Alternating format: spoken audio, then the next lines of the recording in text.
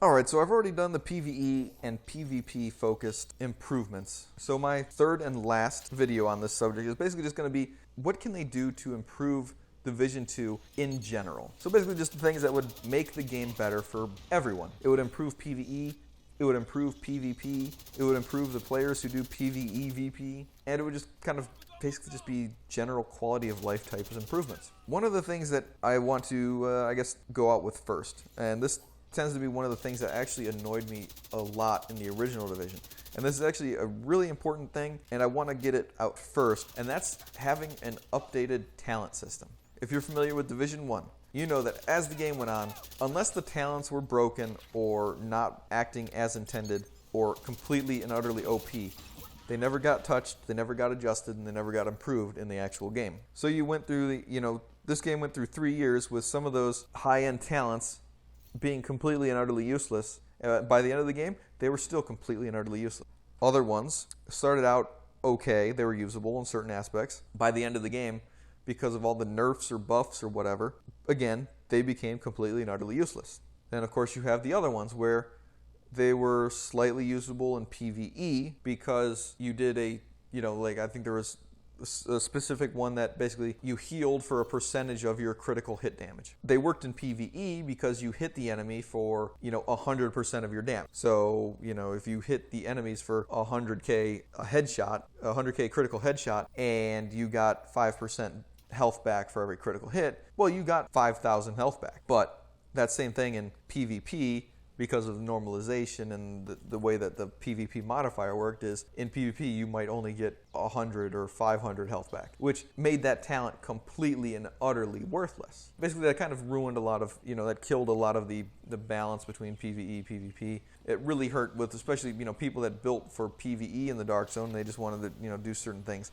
Well, now all of a sudden they were extremely handicapped because for some reason their build was really good in PvE and really good against AIs, but it just got nerfed unintentionally by the PvP. Basically what I'm saying is that when you have a talent that's obviously not working quite well, it doesn't quite get the love that it needs, it basically just doesn't shine. It needs to be improved, it needs to be identified, it needs to be improved. And now there's plenty of talents in this game that are obviously just that. There's plenty that don't really make much sense and can't really get much use out of them. One that comes to mind is something like Creeping Death.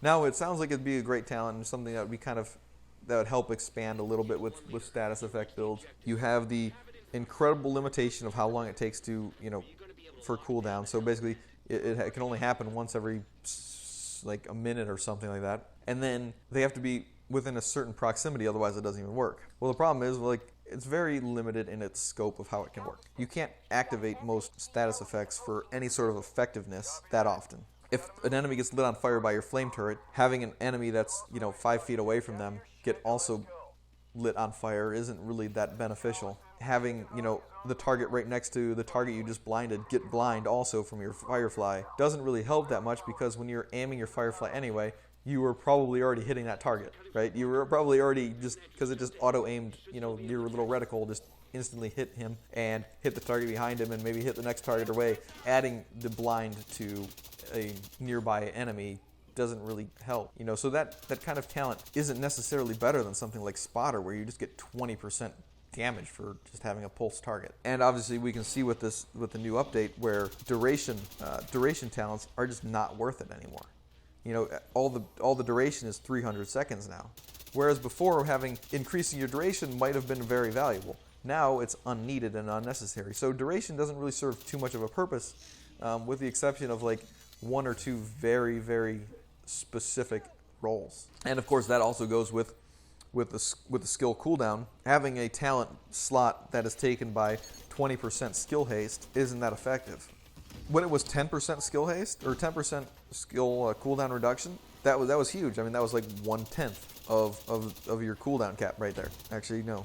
That was 1/9 of your cooldown cap. Now it's some random percentage of some whatever algorithm that they're using to determine the cooldowns. Having taking 20% off of that could result in having a 1 second, 1 second shorter cooldown. Is 1 second off of your cooldown speed better than something like 20% damage to pulse targets? I mean, it's really not. And that's the problem a lot of these talents are dealing with is as they nerf things, as they buff things, certain talents just become completely and utterly obsolete. So they need to go back and they need to update and upgrade these talents and make them actually usable. Otherwise, we're going to keep seeing this continued problem where, you know, there's one meta build. Well, of course there's one meta build because those are the only 3 talents that really even mean a damn. You know, they're the only talents that actually mean something. They're suited for each other. My second suggestion would be to increase the activity-specific loot. And what I mean by that is if you take a look at the raid, you know, you've got the Eagle Bearer. You've got a few pieces of the gear sets that you can basically unlock. You got the blueprints too. You can find the blueprints or you can find the gear. For other activities, especially like something like heroics, where this is like, you know, some of the hardest PVE content outside of the raid currently, you don't really have any like specific loot you can get. Some missions have like a chance to where you know you get a better chance of unlocking something or getting something, but there's no real encouragement beyond that. What I'm suggesting is, you know, each of these missions should probably get their own sort of unique rewards, because that just encourages people to actually do them over again if, you know, they're trying to farm these rewards. Just like, you know, the DZ has the Pestilence. Like, that's great. Like, having specific content having certain rewards unique to them increases kind of like the diversity of what people are willing to play. Obviously, if you really want something, but you don't really want to do it, well, you might be willing to do it just for that item. PvP, like conflict, should also have something unique. I mean, there should be a chance to get a specific item from doing skirmish, getting it in the PvP caches. I mean, there should be something specific for, obviously, there's something specific for the raids, there's something specific for the Dark Zone. Why can't there be something specific for missions, or why can't there be something specific for the named bosses in the open world? You know, after you collect all the cards, maybe it unlocks the ability for one of them to drop specific loot. And there's nothing wrong with that. I think that's a great amount of variety. Adding things to chase after in the game is a lot better than having a generic loot pool where you can just get the rewards by doing absolutely nothing.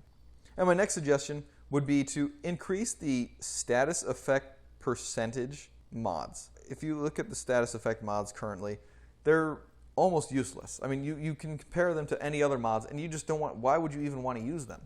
I mean, when you have defense mods, right, that are giving you something like 30% blind resistance or 30% bleed resist, and then you have a utility mod that gives you 1% burn damage or 1% burn duration, maybe even 4% burn duration. Like, what does that translate to? 0.01 seconds? Like, the burn duration for any of these skills is trash unless you're using the BTSU gloves. And even then, they're still pretty garbage. I mean, the duration on them is very low. The damage on them is very low. It's very ineffective most of the time. The status effects are not that great, and there's no real way to actually buff them into a usable form. I mean, in PvE, it's a little bit different. I mean, obviously, the AIs, depending on what kind they are, react much differently than a player would. If you light a player on fire, it might confuse them for a split second. The second time you try to do it, they're just going to keep shooting you anyway. It doesn't matter. Like, they can still hip fire, they can still wiggle around. It doesn't do anything. Just like bleed, it doesn't do anything. It makes their screen a little red, and they're like, oh, what the heck is this? And then it's like, oh, this poor bastard's using bleed. Like, what is wrong with him? None of these status effects are really effective. Only ones that have even proven effective so far are stuff like Ensnare, and that's slightly effective. Sometimes it doesn't even work. And Blind. Blinds can be really good, but also, since everyone's running Pulse anyway, it doesn't really stop them that much, because they can still see the outline of the player because they're pulsed. So a lot of the skills with status effects are kind of useless. And the only way to even really improve them for the majority of us is to equip mods for them. But the mods themselves are too weak to actually do that. An increase is definitely needed to the percentage of status effect mods, and I think that should basically go from the current 1 to 4%, I think it is, to something like 10 to 20% increase on status effect duration, status effect damage. So what I'm saying is, for the utility mods to actually be effective, they need a percentage increase that is actually meaningful. With a 4-second standard start time, to increase the duration by a second, you would need a minimum of 25% increase. It's not really overpowered because the status effects are so weak as it is. I mean, even if you had 4 mods, that would basically increase duration by 100% and increase damage by 100%. That would give you an 8-second burn time or 20,000 damage a tick. You know, like, I mean, those aren't exactly huge numbers that we're talking about in the realm of skills that can one-shot you, gun builds that can drop you in half of a second. Like, we're talking about status effects that aren't really that effective. Giving them some love and upgrading them should be a huge priority for the dev team. Moving on to my next point, allow gear score upgrading for normal gear. When you have the exotic weapons and stuff like that, you can go to the crafting station and actually upgrade those to the next level or upgrade their gear score. But if you have a really good roll on your actual current gear, you can't do anything about it. So Destiny 2 actually does it really nicely where you can actually upgrade your light level by infusing other newer pieces into your old gear. And it doesn't really change the stats on it so much, or doesn't really bump up some of the more, doesn't bump up some of the newer perks, but if you really wanted to keep it, you could, increase the light level. As many of us already know, some of those lower level tiered items, some of that 450 gear, that 300 gear, has better stats than some of the 500 gear. And the only real difference is the native armor roll. So I don't really see any point in why, if you got let's just say like you had a really good 300 gear score Murakami mask, and you kept getting Murakami masks that were just what is the harm in taking each Murakami mask and basically just going to the crafting bench without additional expense, because I know they love having an abusive crafting station that just costs so much more than the value you actually get out of it. I mean, using 40 electronics to build some most likely awful gear mod is just stupid. Okay? Sorry, it's stupid. Especially when I can only hold 400 electronics or something, and I can craft 10 mods at one time, and it takes me 3 days to gather all those electronics. That's cool. But anyway, yeah, allowing the crafting or upgrading of this stuff by taking your Murakami masks that you don't like, infusing them into your old Murakami mask, and just kind of incrementally increasing its stat range. It doesn't have to be this very complicated, decision. Like if you take a 500 gear score Murakami and infuse it into your 300 Murakami that you really want, well then all of a sudden you bump it up to 325. The next one you bump it up to 350. You bump it up to 375, 400. Basically it can be even smaller than that. But I'm just saying, it doesn't take away the level of grind. It just gives you, a better reason to keep stuff that you actually want. Instead of being well, the armor's really low. I guess I have to get rid of it because the game is stupid. That's a lot of the reason I went through most of the world tier completely under-leveled or under-geared, because I would just basically switch over to the gear that I needed to open up the next stronghold, and then I would switch back to my old underpowered gear, because the only difference was that I was losing armor, but all my stats were so much better. So I didn't even really care that much about the armor rolls. I was going through level 400 content with 300 gear score or 250 gear score. My point is they shouldn't have this hatred for old gear, and they shouldn't make it feel so dumb. I understand that they want people to grind for better gear. Well, you're going to still have to grind for better gear because you're going to have to find these pieces to upgrade things. So it's not really making it easy. You're just keeping the gear that you actually want. And then lastly, and probably one of the most important things I think that they can do to improve Division 2 in general is to increase the stash space. I don't know how many players have a problem with the stash space. PvE build, PvP build, PvEVP build. It gets ridiculous. And then you have to have all this gear for those specific builds. And then you need to have a inventory of different talents that you might want to roll onto something, and then different stats that you might want to roll onto something. So this max roll health, and this max roll armor, and this max roll weapon damage, and this max roll skill power, and it gets to be insane. And then you've got mods. And then it's just a never-ending shit show with the stash space. It's just a nightmare. So stash space would probably be one of the most important issues that I think that they need to do to improve the game as a whole. It is a very minor quality of life type improvement that would do wonders for the game, especially considering how many vast amounts of rolls there are possible in this game. And it would also help to mitigate some of the random ass RNG nature of the game by being able to actually have a stockpile of things that are usable for you. Because there's nothing worse than being oh, this is the new meta now. Oh, I think I have something in my stash. Oh, no, wait, no, I deleted it because I never have enough stash space.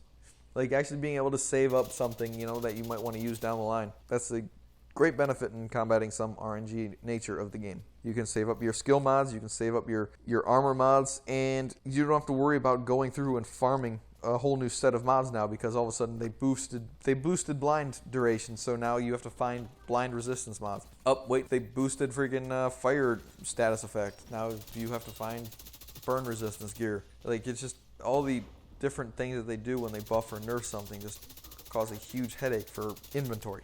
Yeah, just to recap, updating the talents, extremely important. Increasing the specific activity related loot. Again, that's great. Having specific loot to a specific activity is a nice thing. It cuts down on that RNG, and it allows you to actually farm something that you really want a lot easier. I mean, just look at something like, you know, the Diamondback rifle. When you got done with the entire expedition, like, you got the rifle. Like, you got rewarded for doing it, right? Could you imagine if you had to do the expedition like 50 times and the hopes of maybe getting it? Like, that would be terrible. And that's why that I think specific activity loot and actual like designated chances to get a specific loot or a specific piece of loot are good. Focused loot is good. General loot is bad. You know, increase those status effect mods, because currently they're trash and there's nothing really you can do to improve them. BTSU gloves only do a little bit, especially to something like burn damage. Doesn't really help that much. You know, goes from 4 seconds to 6 seconds. It's okay, but burn is not really that powerful. So like having this hatred for status effect duration, has status effect damage, it's really just unnecessary at this point in time. Again, allowing the gear score upgrading from your older gear, just because, you know, you don't need to RNG more RNG. You don't really need to make players refarm the same exact gear over and over again. If they want to do that Division 1 shit where they just increase the gear score for no reason, like, that will just further kill the game. Like, boosting the gear score up to 600 with nothing to show for it, except you get 10% more armor on your base roll, that is a nightmare. Like, that is stupid. I don't want to farm through thousands of pieces of gear just to get the same gear that I currently have for 100, you know, armor, or for 5,000 armor. Like, that's just worthless to me. That's dumb and a bad decision. So if they're going to increase the gear score, they need to allow you to upgrade your old gear to the current gear score. They can make it expensive. They can make it difficult. Preferably, I would say, if you have a Murakami and you're upgrading Murakami, you just infuse it in there and bam, you boost it up a couple points of gear score, and that's it. Done and dusted, easy. And then finally, increase that stash base, because at the heart of the game, it's about loot. And if you can't monitor your loot, if you can't actually control the loot that you have, and you can't save things that you want for later, it's really just not an enjoyable system. I don't want to spend 5 out of every 10 hours going through loot. You know, I don't want to spend 5 out of every 10 hours organizing my stash space because through my last 3 runs I filled it up. You know, it's not fun like that. All right, guys, those are my general suggestions for the game. If you liked them, give me a thumbs up, hit that subscribe button, ding the bell for notifications. If you didn't, leave a comment below telling me what you guys actually would like, what you guys actually think would be great suggestions for general updates to the game, what kind of buffs you would like to see, what kind of things you would like to see adjusted. And that'll be it for me for today. Thank you guys for watching. I hope you enjoyed. If you haven't, check out my other 2 videos related to the PvP and PvE portions of what I think they could improve on the game. I'll see you guys in the next one.